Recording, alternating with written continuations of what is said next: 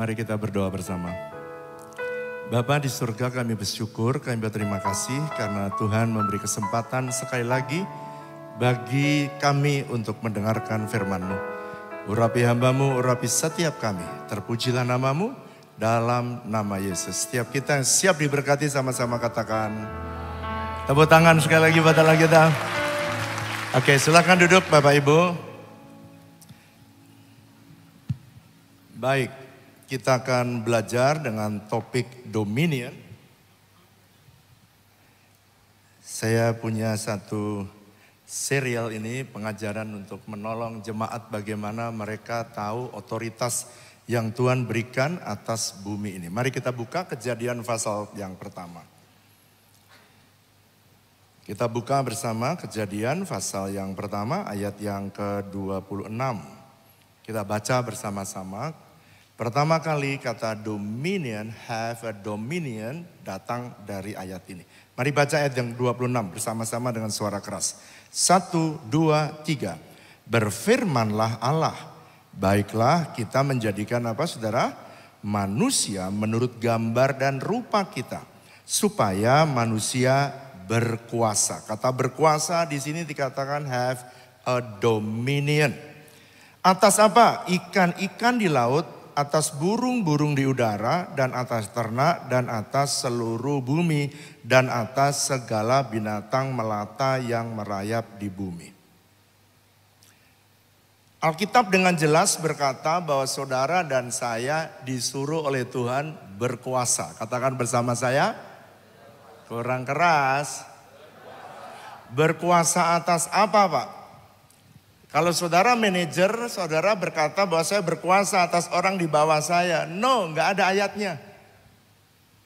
Kalau saudara director, saudara berkata saya berkuasa atas orang, manajer-manajer, supervisor di bawah saya. Nggak ada ayatnya.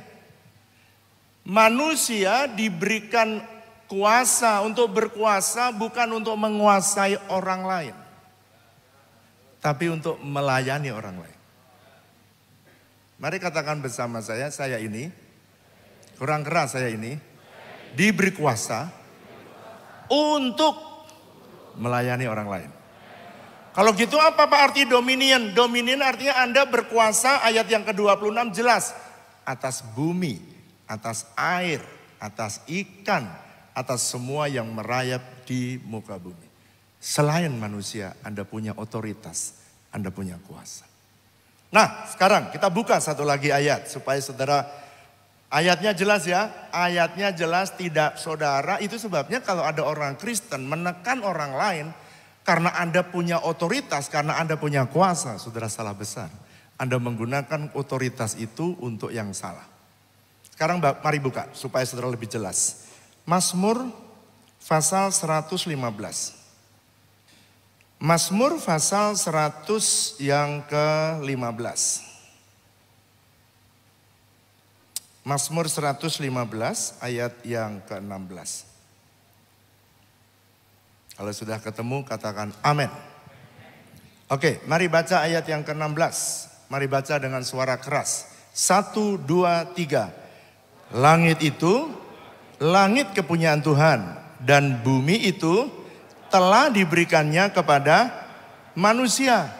Dalam bahasa Inggrisnya dikatakan gini, the heaven itu langit itu tidak maksudnya langit-langit ya. Langit ini sini plafon ya, ceiling langit. Di luar langit. Indonesia bahasa Indonesia kosakatanya kurang banyak. Kita lihat sky, langit. Tapi langit di sini terjemahan aslinya adalah samayim, kata heaven. Kalau sudah baca bahasa Inggris pasti dikatakan gini. Heavens belongs to the Lord, and the earth has given to the children of men. Jadi Alkitab menulis dengan jelas, sorga adalah domainnya Tuhan. Tempat Tuhan berkuasa. Saudara dan saya punya domain. Di mana domainnya? Domainnya saudara ada di bumi ini. Bumi adalah domain saudara, wilayah Anda berkuasa. Saudara dan saya tidak akan pernah disuruh berkuasa di sorga. Saudara dan saya akan berkuasa di mana? Di bumi. Itu sebabnya saudara jangan saudara berpikir nanti waktu saudara di sorga, lalu kemudian itu domain saudara. Tuhan jelas berkata, heaven belongs to the Lord. Itu adalah domainnya Tuhan. Berarti kalau gitu tugas saya di muka bumi, Pak. Iya, saudara dan saya harus punya impact jelas selama saudara hidup di muka bumi. Nanti saya akan jelas kenapa saudara perlu punya dominion, kekuasaan di wilayah di mana saudara berada. Kalau begitu saya ini berasal dari mana, Pak? Saudara dan saya aslinya datang dari sorga. Kita ini berasal dari sorga menurut Alkitab Yohanes 17 ayat yang ke-13-14. Saudara dan saya ini berasal dari sorga dan diutus oleh Tuhan datang di muka bumi. Untuk apa, Pak? Supaya saudara berkuasa. Katakan bersama saya, kurang keras. Berkuasa. Untuk apa, Pak? Berkuasa atas semua. Itu sebabnya saudara diminta Tuhan menguasai, ada air, ada apa itu? Mining, saudara ada pohon, pertanian, perikanan. Saudara dan saya diminta untuk mengelola dengan jelas. Jadi kalau begitu menurut Yohanes 17 ayat 13-14, saudara dan saya ini di bumi seperti duta kerajaan Allah di muka bumi. Itu sebabnya Tuhan pengen supaya saudara dan saya bisa punya dampak bagi orang lain. Sebab Anda berkuasa bukan untuk menguasai orang lain, tetapi kuasa yang diberikan oleh Tuhan untuk melayani orang lain. James Augustus dia berkata begini, we are the head, feet, and the mouthpiece of Christ. Saudara dan saya ini adalah tangan, kaki, dan mulutnya Tuhan. We are His ambassador of earth, called to stop injustice and restore His people. Kita ini ambasadornya, duta besarnya Tuhan menurut Agustinus. Pope Francis dia berkata gini, to be an ambassador of Christ mean to invite everyone to a personal encounter with Jesus. Tuhan ingin supaya saudara dan saya membawa kekuasaan yang Tuhan berikan untuk membawa orang-orang itu kepada Tuhan. Nah, kalau begitu saudara dan saya ini aslinya kalau saudara ditanya, where are you come from? Saudara harus jawabnya gimana? Kamu berasal dari mana? Jawabnya gimana? Dari Gandaria City, Pak. Kalau saudara bilang, where are you come from? Saudara pasti jawab, Indonesia. Nggak salah sih, nggak salah. Saudara memang punya dua kewargaan. Saudara di Indonesia tidak mengenal, saudara di Amerika mengenal kewarganegaraan dua. Saudara di Indonesia sebenarnya saudara punya satu kewarganegaraan Indonesia dan satu lagi warga kerajaan sorga. Berarti kalau saudara mau melakukan sesuatu di bumi ini, saudara dan saya akan di backup dari sorga. Oleh karena itu Kejadian pasal pertama ayat 28, Tuhan pengen supaya saudara dan saya itu berkuasa atas bumi. Diulangi lagi oleh Tuhan ayat yang ke-28. Nah sekarang saudara perhatikan, saya pengen menjelaskan ini kepada saudara. Karena setan juga tahu bahwa saudara akan berkuasa di bumi. Dan yang diberi otoritas oleh Tuhan untuk bisa menguasai bumi, mengelola bumi, itu hanya jenis ini. Roh yang punya tubuh, yaitu manusia. Itu sebabnya manusialah yang punya legalitas berkuasa atas bumi. Setan tidak berkuasa karena dia roh, tidak punya tubuh. Setan tidak punya legalitas. Dia ilegal ada di muka bumi. Mari katakan bersama saya, setan, kurang keras, setan ilegal di bumi. Jadi kalau orang Kristen takut sama setan, salah. Harusnya yang benar, setan takut sama orang Gandaria City.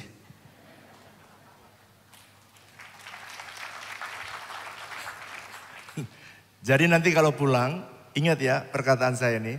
Kalau ada orang kerasukan setan, jangan panggil pastor di Gandaria City. Semua saudara diberikan otoritas dan kuasa. Amin apa amin? Tepuk tangannya ceplek, ceplek, ceplek, ceplek, ceplek, ceplek, ceplek, ceplek. Maksudnya, saya ngerti maksudnya. Ya benar apa enggak, ya benar apa enggak, benar apa enggak.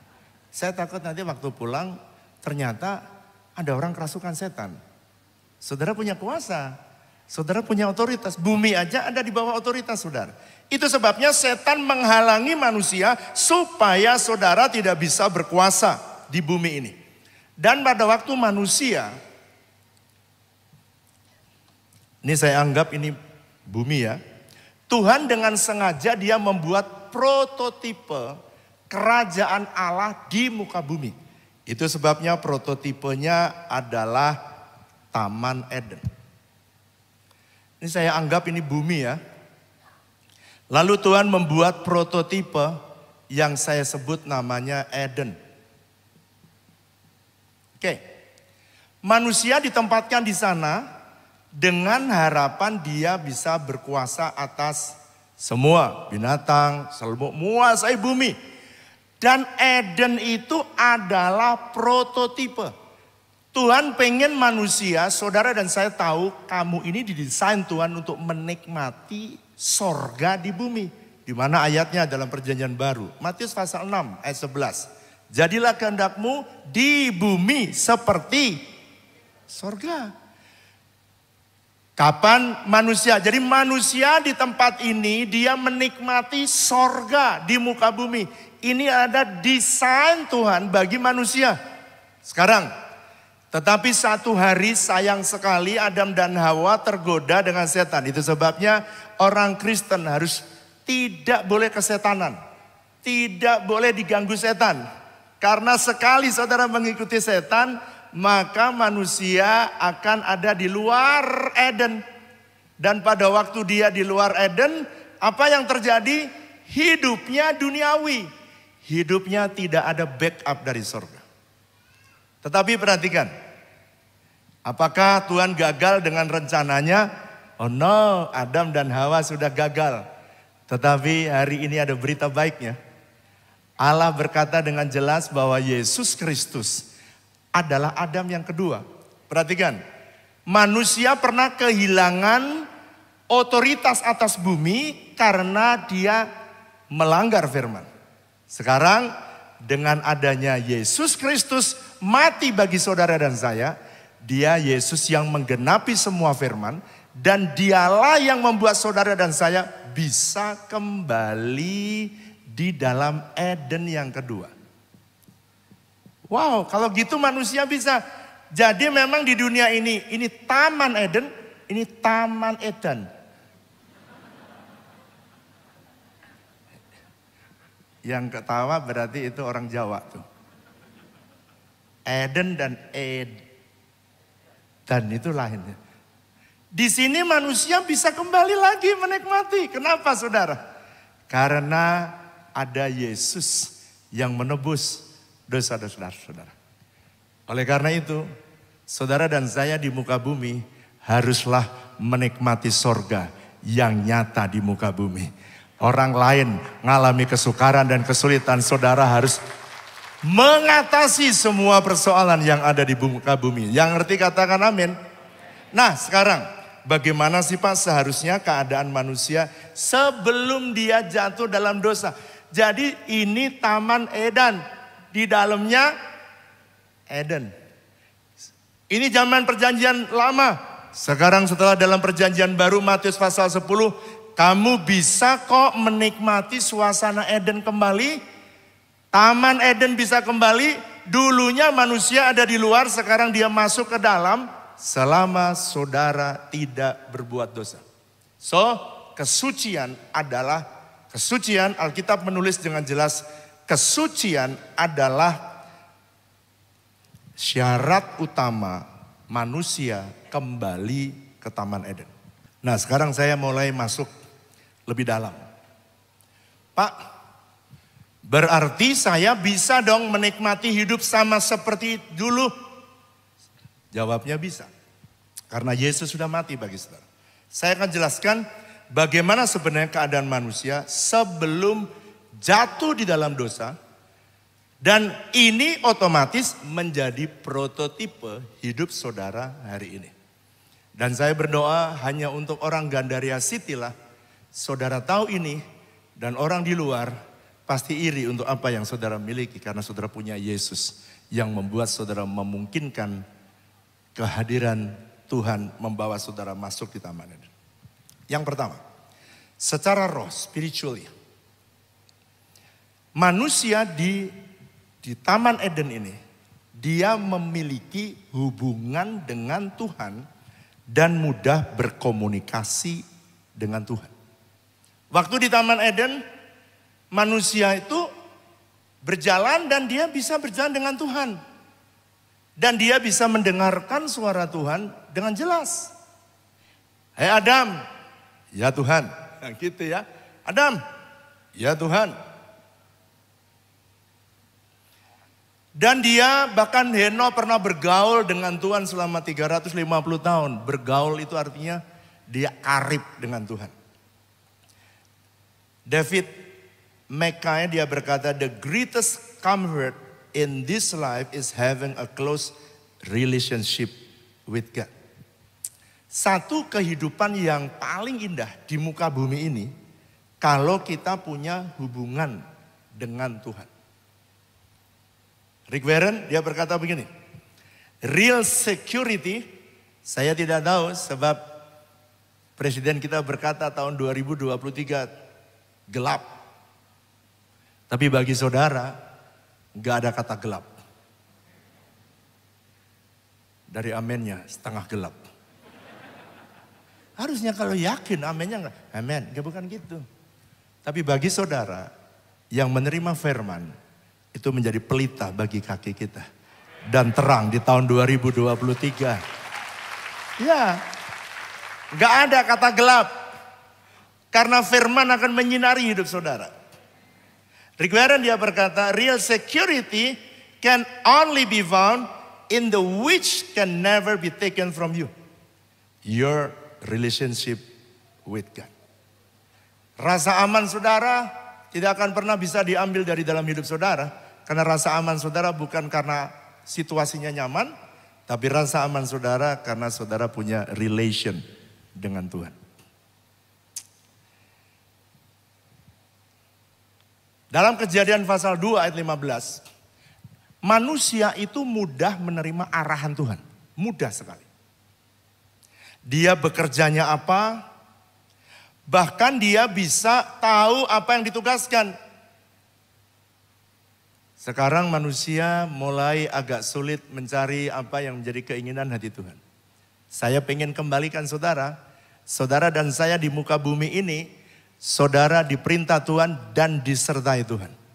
Saudara bisa mendengar suara Tuhan secara baik. Oleh karena itu, saudara bisa mendengar suara Tuhan, bahkan langkah Tuhan, Adam pun bisa mendengar.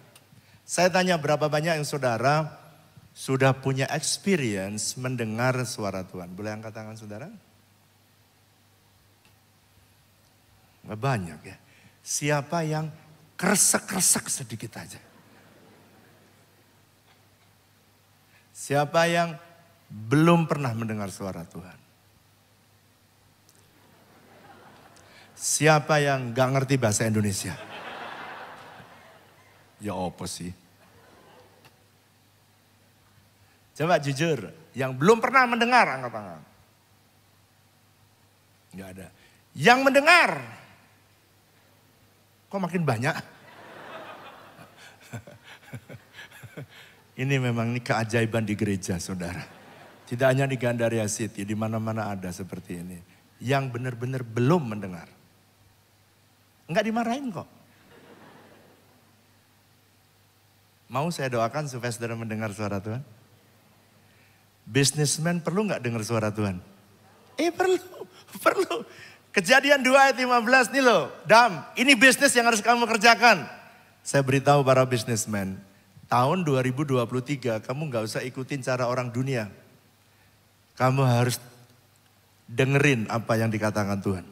Sebab dia Tuhan yang akan memberikan arahan dalam hidup saudara secara jelas. Ya, ya. Joyce Meyer dia berkata begini.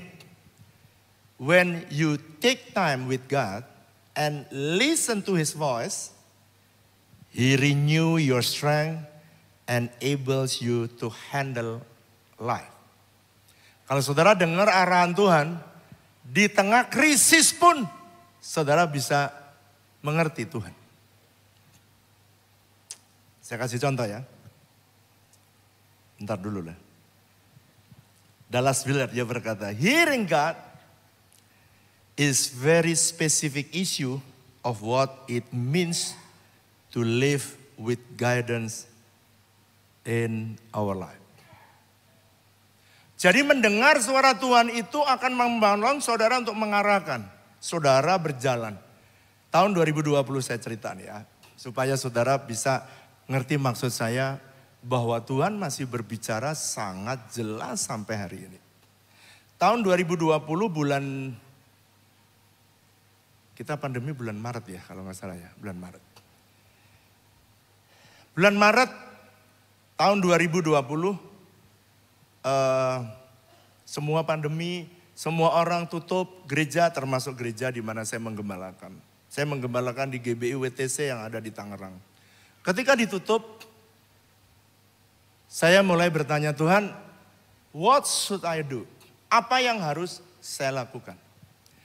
Lalu tiba-tiba Tuhan mengingatkan saya pada waktu saya pernah ke Israel tahun 2015.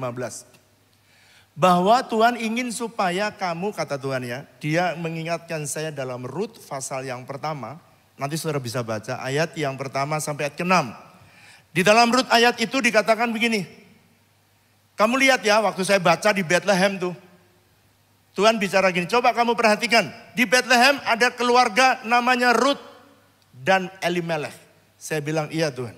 Coba kamu kasih tahu. Cari tahu apa sih artinya Bethlehem. Saya tanya sambil saya khotbah di Bethlehem, saya tanya sama guide-nya. Apa sih artinya Bethlehem? Beth itu artinya rumah, Lehem artinya roti. Rumah roti, di tengah semua rumah roti, tapi ada Elimelech dan Naomi yang pergi ke Moab. Lalu Tuhan tanya sama saya, kenapa dia pergi? Saya bilang ada kelaparan di ayat yang pertama. Terus Tuhan bilang gini, mulai hari ini kamu mulai pikirin, jangan cuma memberi makan dengan cara sembako kepada orang yang susah, memberikan uang kepada orang yang memang butuh pertolongan, tapi kamu jangan kasih ikan, tapi belajar kasih kail. Lalu saya putar otak saya, maksudnya apa sih putar kasih kail? Sampai tahun 2019, saya hanya bisa menolong beberapa orang saja dengan pekerjaan mereka. Ada yang mereka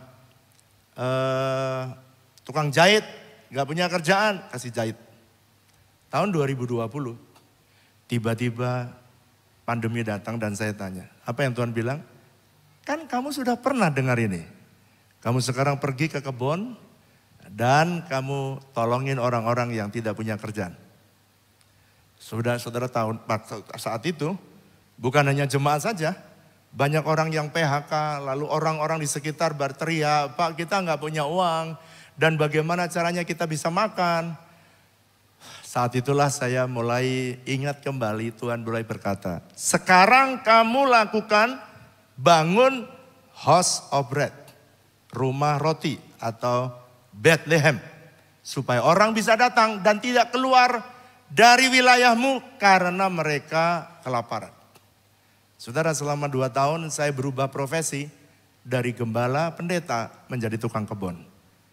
Selama 2 tahun saya ngantor di kebun. Dan jadilah House of Bread yang di tengah-tengah pandemi ada 200 pendeta yang gerejanya ditutup dan tidak ada persembahan dan dia tidak bisa makan. Dia datang ke House of Bread dan dia minta supaya dia bisa dikasih makan. Ketimbang saya kasih uang, saya bilang kamu mau nggak jualan? Jualan apa Pak? Ya jualan apa yang kamu bisa. Banyak orang tertolong, orang PHK tertolong pada saat di masa-masa pandemi. Kita lihat video House of Bread yang menolong banyak orang di sekitar gereja dan banyak gereja-gereja yang tertolong. Bahkan sampai hari ini ada 267 reseller yang hidup dari House of Bread ini. Dan masih banyak orang yang ditolong di kebun dan di daerah lain. Mari kita lihat, bisakah video? Ya, oke, silakan. House of Bread atau HOB lahir dari sebuah visi. Berawal dari memberi makan orang-orang yang membutuhkan, kemudian memberi makan kota. Sebagai langkah perwujudan visi pada tahun 2015, HOB mulai memproduksi sayuran sehat bebas pestisida bagi jemaat. Sayuran organik adalah yang pertama dihasilkan oleh HOB, seperti terong ungu, pare, oyong, okra, daun kelor, cabai rawit, dan tomat cherry. Sayuran organik HOB ini mendapatkan animo yang cukup tinggi. Selain karena sehat dan berkualitas, harganya pun terjangkau. Berbeda dari kebanyakan sayur organik yang kita temukan di pasaran. Menyadari kebutuhan yang semakin besar, HOB meningkatkan hasil produksi dengan mengembangkan sayuran hidroponik. Untuk pembudidayaan ini, dibangunlah sebuah greenhouse yang mulanya hanya satu greenhouse berukuran kecil saja. Kemudian, untuk menjawab kebutuhan yang terus bertambah setiap harinya, HOB mendirikan lagi greenhouse kedua, 3, dan 4. Di awal tahun 2020 saat pandemi COVID-19 mulai merebak, HOB melakukan perluasan visi untuk memberi makan kota. Berangkat dari visi tersebut, HOB lantas membangun greenhouse 8 dan 9 berukuran raksasa dengan kapasitas lubang tanam jauh lebih besar dari sebelumnya. Pengembangan terus berlanjut dengan dibangunnya greenhouse 5, 6, dan 7. Sayuran hidroponik HOB tak kalah menarik minat pembeli. Selain sehat, kualitasnya pun sudah teruji. Tak terbatas pada sayuran, HOB juga mengelola perkebunan buah organik dengan mengusung prinsip yang sama. Buah-buahan yang dihasilkan adalah buah-buah yang sehat karena bebas pestisida, kaya vitamin dan nutrisi yang diperlukan tubuh. Seperti pisang Cavendish, nangka, cempedak, alpukat, anggur, dan jambu kristal. Untuk makanan sumber protein, HOB membudidayakan ikan nila yang keberhasilannya sudah dapat dinikmati sekarang ini. Dalam pembiakannya ada beberapa tahapan yang harus dilewati. Di dalam kolam pemijahan terjadi proses pemisahan antara induk ikan jantan dan betina, untuk kemudian dikawinkan agar menghasilkan telur-telur ikan. Telur-telur yang telah menjadi anak-anak ikan nantinya dipindahkan ke kolam pendederan, sampai besarnya mencapai sekitar 4 atau 5 cm. Setelah mencapai besar yang diinginkan, anak-anak ikan seterusnya ditempatkan ke kolam pembesaran, sampai siap dipanen. Ada sebanyak 220 kolam yang terdiri dari kolam pemijahan, pendederan, dan pembesaran. Beda pembiakan ikan nila HOB dengan yang lain, HOB menggunakan sistem pembiakan murni. Dengan kata lain, ikan nila yang dihasilkan adalah ikan yang bukan saja segar, tetapi juga sehat dan memiliki kandungan gizi yang tinggi. Selain dalam bentuk ikan mentah, ikan nila HOB juga tersedia dalam kemasan frozen dengan 2 varian rasa, yakni ikan nila original dan ikan nila bumbu kuning. HOB juga mulai membangun sebuah pabrik yang nantinya akan memproduksi makanan hasil dari pertanian dan peternakan HOB dengan skala produksi yang besar. Di tahun 2022, HOB juga membangun fasilitas eduwisata, meliputi sebuah amphitheater yang akan dijadikan sebagai tempat berkumpul dan sarana edukasi bagi pengunjung yang ingin mempelajari tentang sistem pertanian di HOB Farm. Di tahun yang sama, HOB juga membuat sebuah restoran yang diberi nama HOB Resto. Dengan adanya HOB Resto, para pengunjung dapat menikmati makan olahan hasil dari HOB Farm meliputi ikan, sayuran yang organik. HOB kini memikul tanggung jawab yang lebih besar, yang awalnya hanya mengubah komunitas, memasuki tahap memberi pengaruh bagi kota.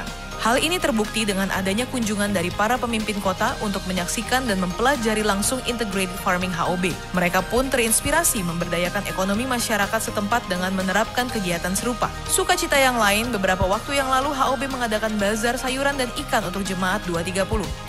Dengan adanya bazar ini, jemaat diharapkan bisa menikmati sayuran dan ikan yang sehat di masa pandemi. Hal ini juga merupakan suatu bukti kepedulian dan kasih kita yang nyata terhadap sesama. Kerja keras tidak akan pernah mengkhianati hasil, meski harus melalui jatuh bangun dan beragam tantangan. Apa yang dikerjakan HOB telah nyata untuk melayani kota. Bersama HOB, kita jalani hidup sehat setiap hari. Sehat warganya, kuat kotanya.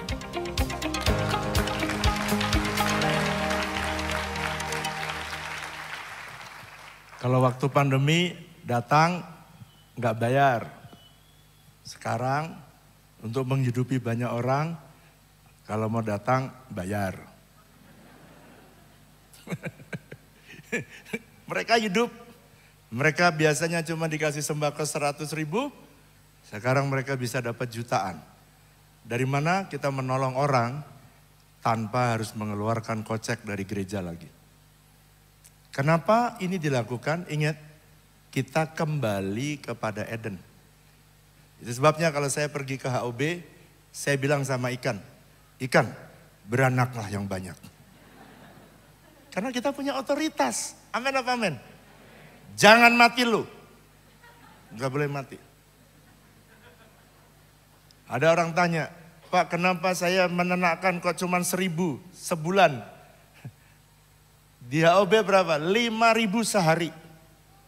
Beranak terus kenapa? Angkat tangan. Dan kita angkatin. Kolamnya ada 220 kolam. Beranak. Anda punya otoritas bukan untuk menekan orang lain. Anda punya otoritas tapi bukan untuk mendominasi orang lain. Anda punya dominion, Anda punya area kekuasaan. Tapi bukan untuk menekan orang. Tetapi untuk berkuasa atas ikan, atas udara, atas bumi yang ada di dalamnya. Dan saudara dan saya, Tuhan mau supaya saudara menggunakan otoritas untuk mempermuliakan namanya. Pemain musik boleh kembali? Saya mau cerita satu cerita ini. Kalau saudara tidak tahu bahwa saudara bisa hidup di Eden kembali, maka saudara akan struggle hidup di muka bumi. Karena ini bukan tempatmu. Ini adalah tempat penugasanmu. Saudara dan saya ini ditugaskan Tuhan. Saudara bisa hidup secara manusiawi bisa, secara duniawi bisa. Tapi saudara juga bisa hidup secara ilahi. Doa saya hari ini supaya saudara ngerti, begitu saudara ngerti Anda berkuasa. Anda tidak dikuasai oleh problem. Harusnya Anda menguasai problem. Kalau Anda bisa dengar suara Tuhan kembali, ini saya baru bicara satu poin ya.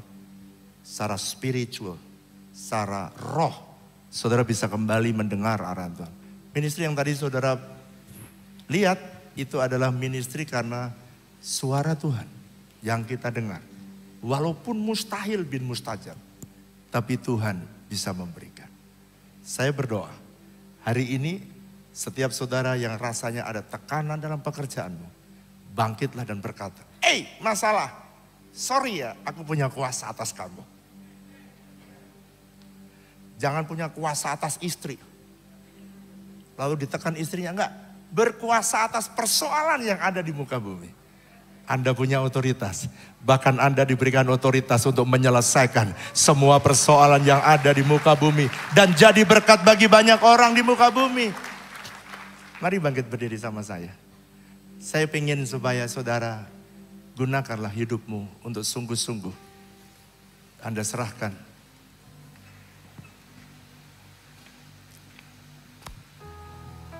Berapa banyak saudara pengen hidup saudara dipakai oleh Tuhan? Apapun profesi saudara, mintalah sama Tuhan. Tuhan biarkan aku bisa dengar kembali. Karena itu salah satu yang Tuhan minta supaya aku bisa kembali mendengar suara Tuhan. Inilah rinduku kepadamu.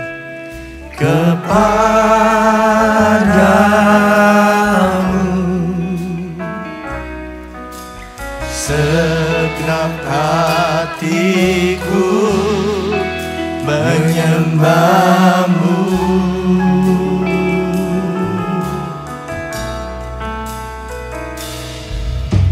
Seluruh jiwaku memujimu,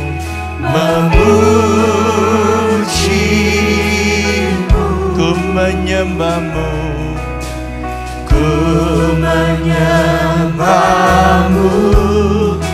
ya Allahku.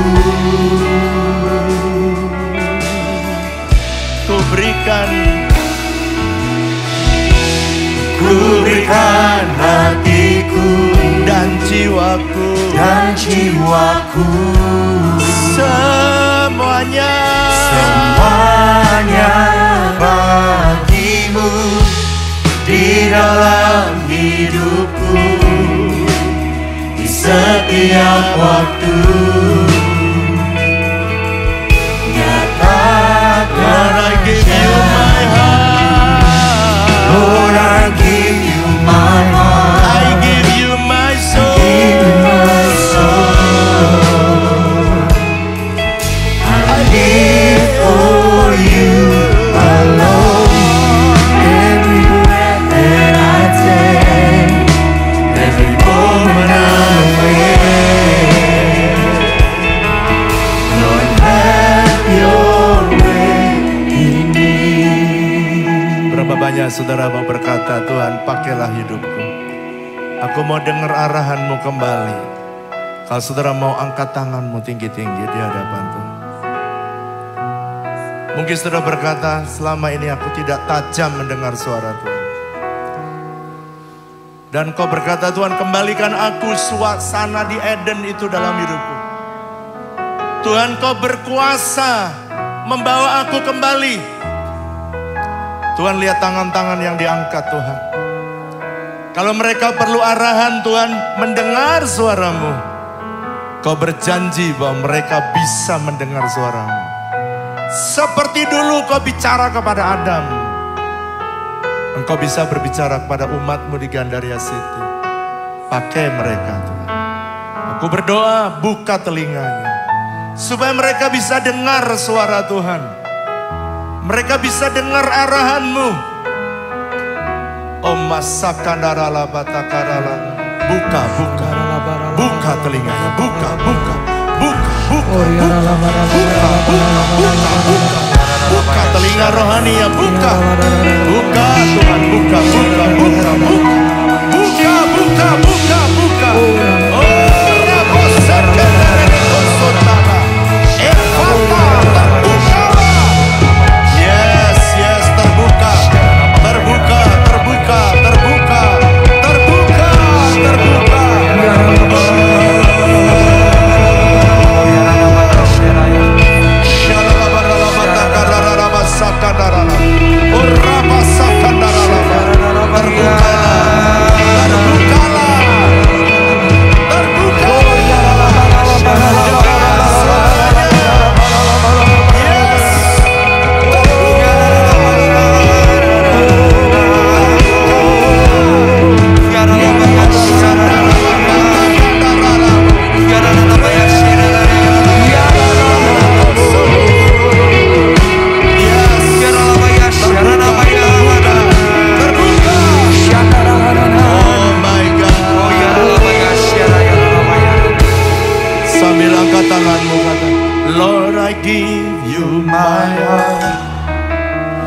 give you my soul.